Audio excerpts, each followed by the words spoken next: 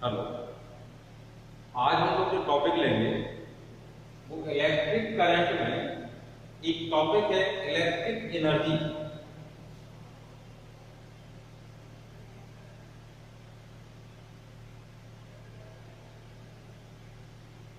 यानी विद्युत ऊर्जा।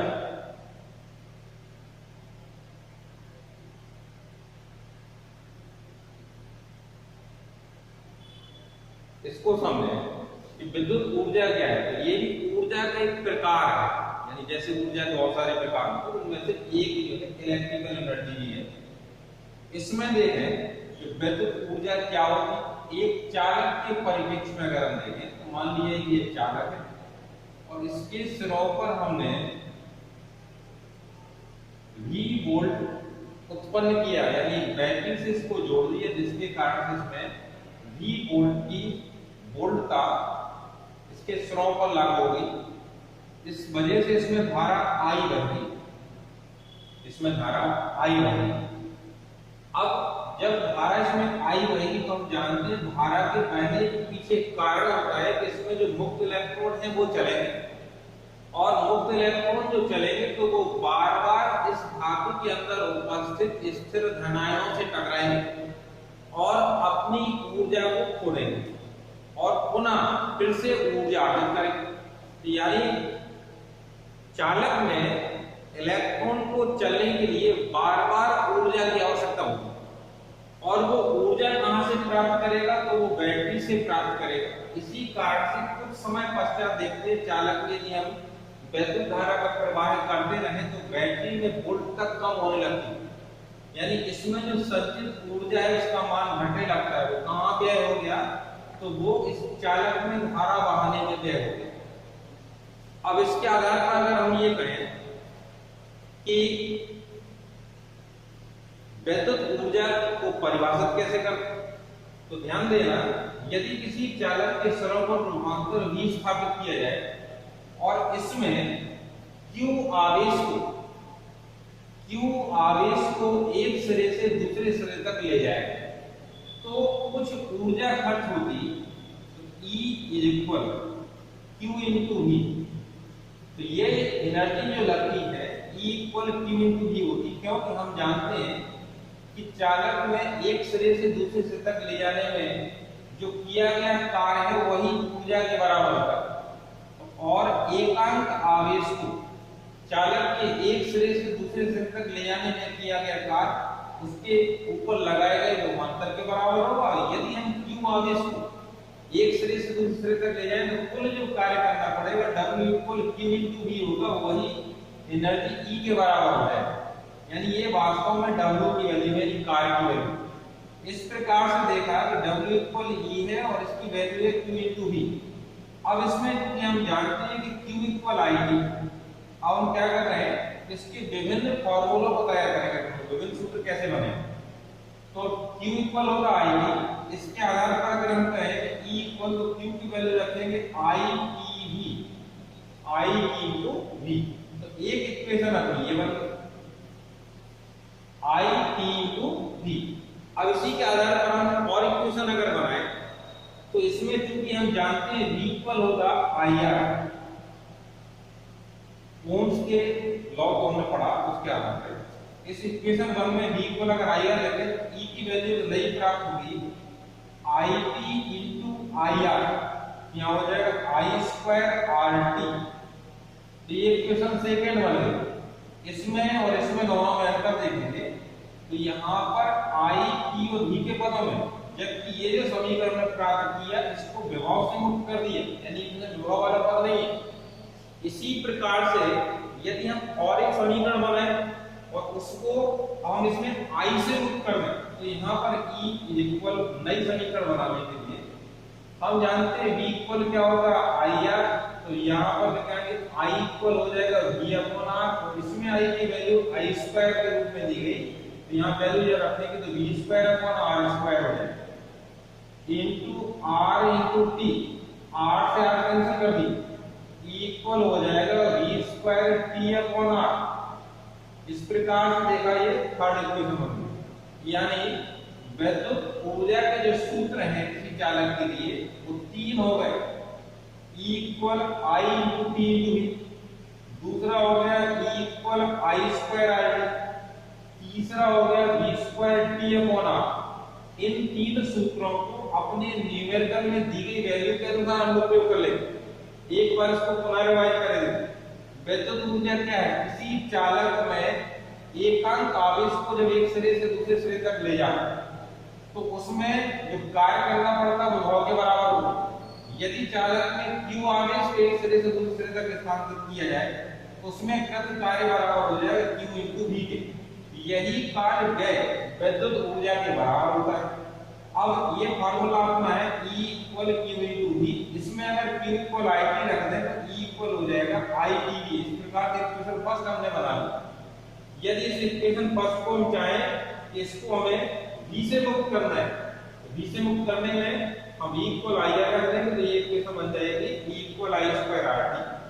अगर हम इसी इक्वेशन को अब सोचें इसको I से मुक्त करना है, I की वैल्यू रख देंगे V अपॉन R। इससे हम I से मुक्त करने के बाद ये E इक्वल हो जाएगा V square T upon R। इस प्रकार से देखा हमने कि ये विद्युत ऊर्जा के विभिन्न सूत्र प्राप्त हो गए। अब इसकी इकाई के बारे में बात करें तो क्योंकि हम जानते हैं विद्युत ऊर्जा जो है वो कृत कार्य है, कार्य की इकाई जूल में होती है। इस वजह से इसके लिए हम मात्रक जो उपयोग करेंगे वो जूल उपयोग करेंगे। ऐसा ही मात्रक इसका जूल है। लेकिन अगर इस न्यूमेरिकल्स में इसकी वैल्यू कैलोरी में कन्वर्ट करनी हो या कैलोरी में दी गई जूल में कन्वर्ट करनी हो तो इन दोनों का रिलेशन जो छोटी क्लासेस से पढ़ते आ रहे हैं कि अगर हम कैलोरी में कन्वर्ट करना चाहते हैं ये फॉर्मूला को तो यहाँ पर कैलोरी में इसी सूत्र को ले लेंगे E इक्वल पहला ITV अपॉन 4.18 जैसे एक्यूरेट वैल्यू होती, लेकिन आपकी बुक में 4.2 से डिवाइड कर रहे हैं। अगर इसने डिवाइड कर देंगे तो ये कैलोरी में कन्वर्ट हो जाएगी अपने। अब इसी प्रकार से अगर इसमें भी हम डिवाइड करते हैं 4.2 से तो ये वाला फॉर्मूला बन जाएगा कैलोरी में, और इसमें अगर हम 4.2 से डिवाइड करते हैं तो ये वाला फॉर्मूला कैलोरी बन जाएगा। यानी इन तीनों सूत्रों को अगर हमें कैलोरी में कन्वर्ट करना है तो 4.2 से डिवाइड करना है। इसके बड़े मात्रक के बारे में बात तो इसका बड़ा मात्रक कैलोरी के रूप में अगर है तो उसको किलो कैलोरी में ले लेते हैं। किलो कैलोरी में जानते हैं 10 की पावर 3 से मल्टीप्लाई होगा तब वो किलो कैलोरी में कहना है।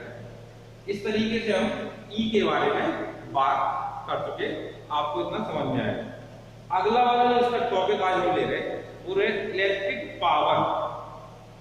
अब जो लेंगे इलेक्ट्रिक पावर,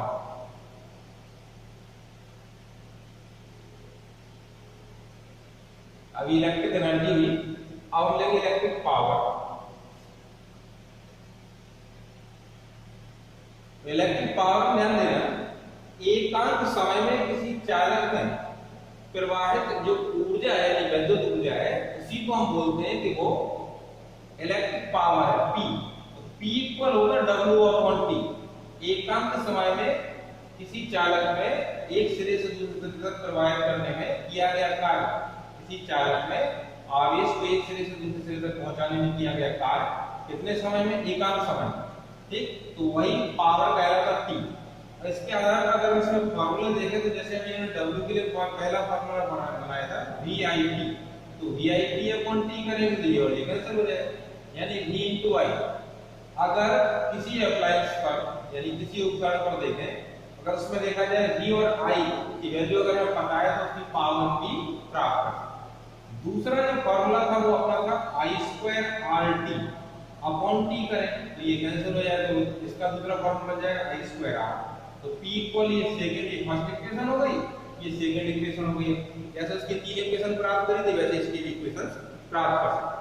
अब जो थर्ड इक्वेशन अपना जो आया था वो था V²T/R और अपॉन T राइट, T से D कैंसिल हो जाएगा, V²/R। इस प्रकार से देखते हैं कि पावर के लिए बात जो हुई वो क्या होगा, किसी चालक के एक सिरे से दूसरे सिरे तक आवेश को प्रवाहित करने में जो किया गया कार्य है वो एकांक समय में प्राप्त कर लिया है, तो वो पावर के रूप में कहलाता। अब वास्तव में ये देखा जाए कि इसके लिए मात्रक क्या होगा, तो मात्रक जैसे कहा जाए तो जूल पर सेकेंड, जूल पर सेकेंड, इसी को हम वाट भी कहेंगे। T का डायरेक्ट मात्रक जो होगा वो वाट। इसका संकेत W से लिख देते केवल, ये वॉट। अब इसके बारे में बात आए कि हम लोग जो विद्युत मीटर में जो माप करते हैं, जैसे घर में इलेक्ट्रिकल एनर्जी कंज्यूम होती है, तो उसकी जो माप करते हैं वो पावर के रूप में ही करते हैं। तो इसमें अगर इसकी यूनिट्स जो होते हैं उनको देखें हम पहले, तो जैसे हमने अभी कहा एक हो गया वॉट, एक एचपी होता है हॉर्स पावर। हॉर्स पावर जो होता है वो 746 वॉट के बराबर होता है। एक एचपी जो होता है वो 746 वॉट के बराबर होता है। और अगर हम कहें किलोवाट तो 10⁻³ वॉट के बराबर हो जाएगा, यानी 10⁻³ वॉट जो होता है वो 1 किलोवाट के। इसकी यूनिट में किलोवाट भी लेते हैं, हॉर्स पावर भी लेते हैं और वॉट भी। अब बात आती है जो घर में जो मीटर होता है, इलेक्ट्रिक मीटर जो टप्पियां लगाएगा, वो किसको मापता है? तो वो शक्ति को ही मापता है। लेकिन उसकी में जो होता है उसको हम यूनिट बोलते हैं, 2 यूनिट खर्च हो गया, 10 यूनिट खर्च हो गया, 5 यूनिट खर्च हो गया। तो वास्तव में वो यूनिट जो है बोर्ड ऑफ ट्रेड यूनिट का नाम है BTU, उसका पूरा नाम है BTU, board of trade unit. और उसको हम शॉर्ट में यूनिट कहते हैं। तो मीटर में जो माप होती है वो BTU में होती है। तो BTU क्या होगा? यदि हम किसी भी घर में जैसे 1 किलोवाट की अप्लायंस को यूज करें, 1 किलोवाट, ठीक, और वो 1 घंटे तक लगातार यूज करना चाहिए। 1 घंटे तक हम 1000 वॉट जो है उसको प्रयोग में लाएं, तो जो इलेक्ट्रिक कंजम्पशन होगा, यानी जो पावर के रूप में इलेक्ट्रिक कंजम्पशन हो जाएगा, वो 1 BTU हो जाएगा। इस प्रकार से इसके हम अब इसके आधार पर काफी क्वेश्चन जो है न्यूमेरिकल, उनको हम आपको कराएंगे। धन्यवाद।